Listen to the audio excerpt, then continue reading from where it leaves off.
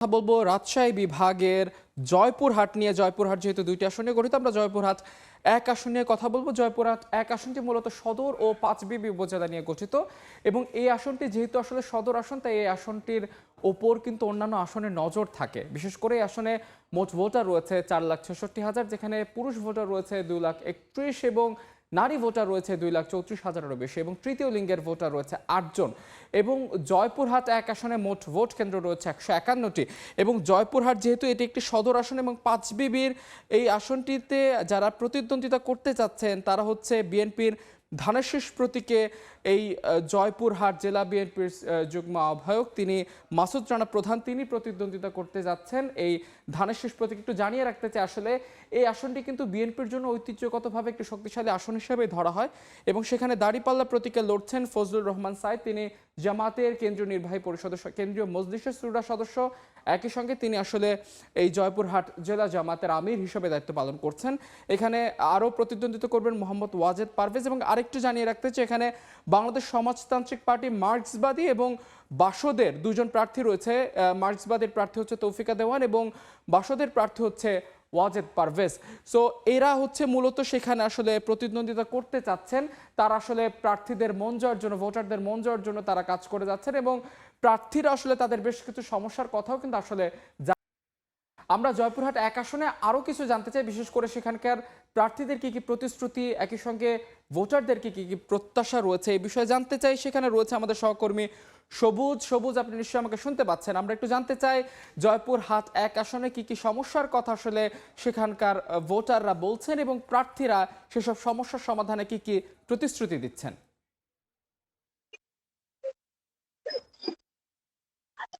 আপনারা জানেন, দেশের দ্বিতীয় ক্ষুদ্রতম জেলা হিসেবে পরিচিত উত্তরের সীমান্ত ঘেঁষা জেলা জয়পুরহাট। এই জেলায় মাত্র 2টি আসন, জয়পুরহাট সদর ও পাঁচবিবি উপজেলা নিয়ে এক আসন গঠিত। সর্বশেষ তথ্য অনুযায়ী জেলা রিটার্নিং অফিসারের দপ্তরে জয়পুরহাটে 8 জন প্রার্থী মনোনয়নপত্র দাখিল করেছিলেন। এর মধ্যে জেলা রিটার্নিং অফিসার আল মামুন মিয়া সর্বশেষ 4 জন প্রার্থীর বৈধতা ঘোষণা করেছেন। এই 4 জন প্রার্থীর মধ্যে রয়েছেন জেলা বিএনপির সিনিয়র যুগ্ম আহ্বায়ক ও সাবেক এমপি মোজাহার আলী প্রধানের ছেলে মাসুদ রানা প্রধান এবং জেলা জামাতের আমির ফজলুর রহমান সাইদ।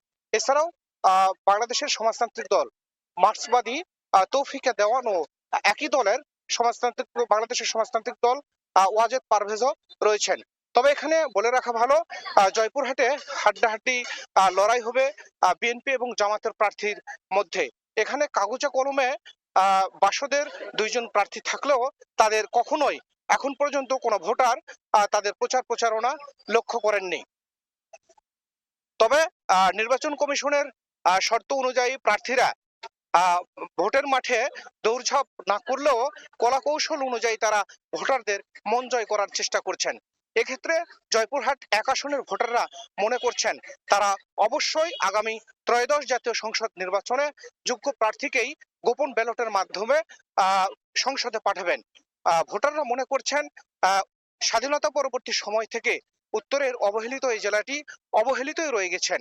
কারণ তাদের ক্যালকুলেশন হচ্ছে যে জয়পুরহাটের একমাত্র ভারী শিল্প প্রতিষ্ঠান হিসেবে জয়পুরহাট চিনিকল সকলের নিকট পরিচিত, অথচ এই চিনিকলটিকে আধুনিকায়ন করার মতো কোনো সংসদ সদস্যই কখনোই উদ্যোগ নেয়নি, যে কারণে চিনিকলটি আজ মুখ থুবড়ে পড়েছে।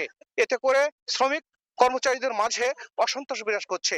অন্যদিকে যদি আমরা বলি, জয়পুরহাট এক আসনে সিমেন্ট ফ্যাক্টরি প্রকল্প, এটি ভালো সংসদ সদস্য দ্বারা কখনোই উদ্যোগ নেওয়া হয়নি যে চুনাপাথর প্রকল্পটি তুলতে হবে, যে কারণে বর্তমানে এটি মাটির নিচেই মুখ থুবড়ে পড়ে রয়েছে।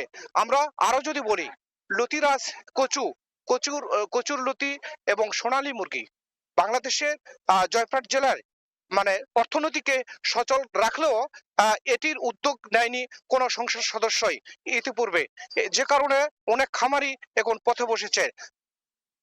আর আমরা যদি সর্বশেষ এটুকুই বলতে পারি, আগামী ত্রয়োদশ জাতীয় সংসদ নির্বাচনে একটি উৎসবমুখর পরিবেশে ভোট দেওয়ার অপেক্ষায় রয়েছেন জেলাবাসী। সবুজ, আপনাকে অসংখ্য ধন্যবাদ। সহকর্মী সবুজ জানাচ্ছিলেন সম্ভাবনাময় একটি জেলা জয়পুরহাট, সেখানে আসলে তবে যেটি বলছেন ত্রয়োদশ জাতীয় সংসদ নির্বাচনকে ঘিরে জামাত এবং বিএনপির প্রার্থীর মধ্যে মূল লড়াইটা হওয়ার সম্ভাবনা রয়েছে।